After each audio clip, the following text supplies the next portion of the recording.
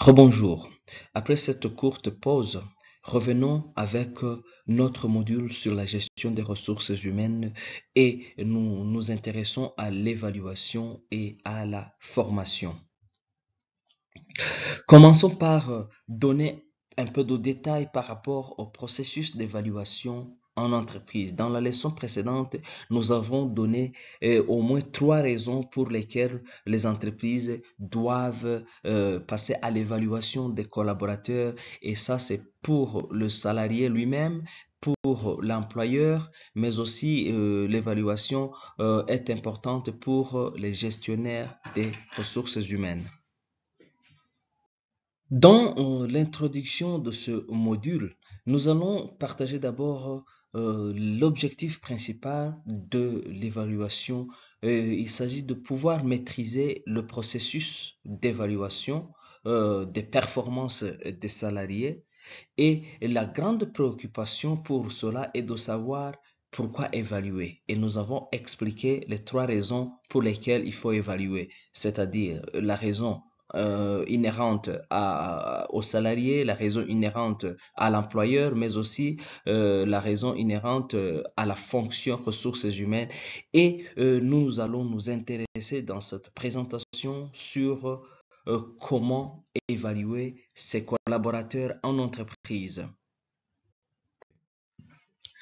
Parlons alors des notions d'évaluation. L'évaluation c'est un ensemble de méthodes et de techniques de mesure et d'appréciation des compétences du personnel au sein de l'entreprise.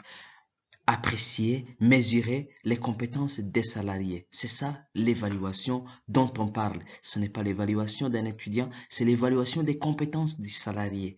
Et cette évaluation se fait de manière différente avec les évaluations en classe. Parce que cette évaluation vise à estimer les capacités du capital humain, des ressources humaines, vise aussi à optimiser la gestion des carrières des professionnels, donc la gestion du parcours professionnel, mais aussi à ajuster, à personnaliser le système de formation. Et donc, l'objectif visé pour l'évaluation, c'est de penser à la création d'une valeur ajoutée, de la valeur réelle de l'entreprise. Et pour cela, l'évaluation est déterminante de la formation, de la promotion, de la mobilité, de la rémunération. Les résultats, ici je vais dire que les résultats de l'évaluation peuvent aboutir, peuvent conduire à la formation, à la promotion, à la mobilité ou à la rémunération. Quelles sont alors les composantes d'un processus d'évaluation? Un processus d'évaluation a quelques composantes et je vais parler certaines d'entre elles, et notamment la première composante, c'est le pourquoi d'évaluer. Avant de commencer un processus d'évaluation, il faut savoir le pourquoi de l'évaluation. On évalue pour répondre à un vœu des salariés. On évalue pour responsabiliser l'encadrement face au comportement discrétionnaire.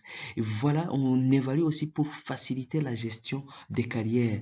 Et l'autre composante du processus d'évaluation, c'est de savoir ce qu'on va évaluer. Quoi évaluer? Il faut évaluer les comportements, on peut évaluer le personnel, on peut évaluer le processus, on peut évaluer le niveau de collaboration, etc., etc. Tout ce qu'il faut comprendre dans cela, c'est que si on vous demande ce que vous allez évaluer, il faut mettre en place des critères précis et les évaluer. Les personnes qui vont être évaluées doivent être au courant de ces critères au préalable donc. L'autre composante des processus d'évaluation, c'est qui doit participer, les acteurs qui doivent participer à l'évaluation. Il faut savoir que l'évaluation peut être menée par son supérieur hiérarchique. L'évaluation va faire intervenir l'évalué, les pairs, les collaborateurs, les clients, etc., etc. L'autre composante, c'est le processus même d'évaluation. Comment évaluer? Il faut impliquer l'ensemble de toutes les parties prenantes, mettre en place des principes de base à respecter, et voilà, ces principes vont permettre d'atteindre les résultats escomptés. L'objectivité, le respect du cadre réglementaire, l'adaptabilité et la cohérence des carrières et des critères, etc., etc. Et dans l'évaluation, il faut accorder le temps, il faut l'implication et la préparation personnelle parce que les évaluations souvent ne sont pas des processus qui ne sont pas préparés. Et il faut préparer, il faut donner du temps à cette pratique. Et la dernière composante du processus d'évaluation, c'est de savoir au nom de quoi est-ce qu'il faut évaluer. Tout simplement, il faut savoir que la légitimité de l'évaluation dépend de plusieurs éléments. Une personne accepte que l'évaluation s'est bien passée et donc que l'évaluation est légitime si la procédure et les résultats sont acceptés et acceptables par les personnes impliquées. S'il y a eu le respect des critères élaborés à l'avance et s'il y a eu le respect de la réglementation et des règles en vigueur au sein d'une entreprise. L'évaluation donc a plusieurs composantes et c'est à vous de pouvoir essayer de disséquer, de prendre certains éléments qui peuvent vous être utiles. Il faut savoir que ces composantes peuvent aussi être résumées dans un processus qui est basé sur l'élaboration préalable d'un référentiel. Pour bien évaluer, il vous faut un référentiel. Et le référentiel, c'est quoi? C'est des informations sur lesquelles on doit se baser, on va se baser pour faire l'évaluation. Parmi les éléments du référentiel, il y a les critères précis de l'évaluation. Ces critères sont nombreux et j'ai essayé de lister certains de ces critères. Par exemple, les compétences techniques, le savoir-faire, le savoir-être, le savoir-vivre, etc., etc. Vous prendrez le soin de lire. C'est un ensemble de critères qui vont vous permettre d'évaluer une personne sur le lieu de travail. Et c'est ça la base même du référentiel d'évaluation. Il y a plusieurs méthodes courantes d'évaluation. Il y a l'évaluation par entretien individuel où il y a une rencontre face à face entre le salarié et ses supérieurs hiérarchiques. Il y a l'entretien professionnel dont l'objectif c'est d'évaluer l'employabilité, la capacité d'une personne à être utile, la capacité d'un salarié à être productif pour l'entreprise. Et là, cela peut se faire par entretien de groupe ou dans les assessment centers ou voilà des pratiques comme ça qui vont contribuer aux entretiens professionnels. Il y a aussi ce qu'on appelle l'auto-évaluation ou la co-évaluation. Et ça, c'est un remplissage d'un questionnaire relatif au travail du salarié pour celui-ci et son supérieur et hiérarchique, chacun de leur côté. Et on va essayer de voir les concordances parce que l'objectif, c'est de documenter la discussion pour un entretien à venir. Il y a la méthode 360 qui est une occasion qui doit être offerte aux collaborateurs pour évaluer leurs supérieurs. Voilà, ça c'est une méthode d'évaluation qui est dite 360 degrés. On donne la facilité aux salariés d'évaluer leurs chefs, leurs supérieurs et cela peut être étendu aux clients ou aux seuls responsables des départements. On parlera de 540 degrés quand l'évaluation est étendue aux clients et aux fournisseurs et on parlera de 180 si l'évaluation est faite par les chefs de poste, les chefs hiérarchiques seulement. Et ces méthodes-là courantes d'évaluation constituent aussi la base du référentiel d'évaluation. Ce qu'il faut encourager alors, c'est trois principales modalités pratiques d'évaluation. Il faut mettre en place des procédures claires, spécifier les points à aborder dans l'évaluation, définir les conditions de validité de votre évaluation. Et cela donc se traduit à travers l'élaboration d'une politique d'évaluation, des référentiels d'évaluation au sein de l'entreprise. Il faut aussi savoir préparer les entretiens à l'avance, donc anticiper les entretiens.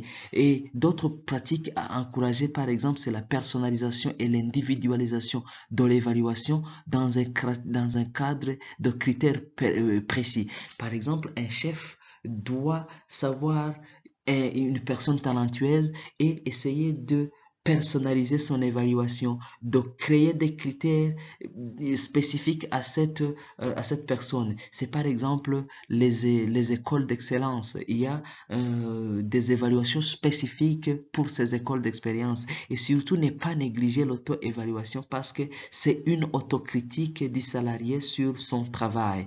Et encourager aussi la pratique d'écoute. Écoutez vos collaborateurs, soyez un bon communicateur et pensez à évaluer toute l'année au cours durant les fonctions, l'exercice de ces fonctions, de leurs fonctions, les salariés doivent être évalués avec des moments d'échange réguliers. Il faut aussi rédiger un compte rendu pour la complétude de votre dossier du salarié, etc., etc. Voilà, je vais vous parler maintenant de ce qu'il faut éviter. Il faut éviter toute subjectivité dans l'évaluation. Il faut éviter toute agressivité. Subjectivité, c'est une évaluation qui n'est pas basée sur les critères. Et l'agressivité, c'est quand on vient évaluer quelqu'un et qu'on commence à l'insulter, on commence à le traiter de n'importe comment. Et ça, c'est à éviter. Il faut une évaluation sous la forme d'une formalité. Il faut éviter des évaluations plutôt comme formalité. Il faut évaluer avec l'objectivité. Il ne faut pas tout simplement penser à un simple entretien annuel. Il faut éviter d'opposer la multiplicité des objectifs visés avec la clarité des critères, etc., etc. Il y a alors plusieurs bénéfices de l'évaluation. Je vais parler des bénéfices pour le salarié et des bénéfices pour l'entreprise. Il y en a plusieurs et j'en ai identifié ceux-là ces bénéfices-là que vous pouvez prendre le soin de lire attentivement, essayer d'intérioriser et de comprendre. Et en résumé, dans ce module, qu'est-ce qu'on a vu? On a parlé de l'évaluation qui n'est pas obligatoire mais essentielle. On a parlé aussi de l'évaluation pour faciliter les orientations stratégiques. Une évaluation donc peut contribuer à faciliter les orientations stratégiques, à orienter le recrutement, à orienter la formation. Ce sont les conséquences là de l'évaluation. Et l'évaluation est un processus évolutif qui évolue mais aussi qui doit s'adapter aux circonstances du moment. Et l'évaluation est un processus d'appréciation des performances des salariés. Surtout, les préoccupations du gestionnaire des ressources humaines, c'est le pourquoi et de l'évaluation et le comment de l'évaluation. Ça, c'est des éléments sur lesquels le gestionnaire des ressources humaines. Après avoir terminé ce module sur l'évaluation, place à la prochaine présentation du même module sur l'évaluation et la formation. Et maintenant, nous allons entamer la deuxième partie sur la formation.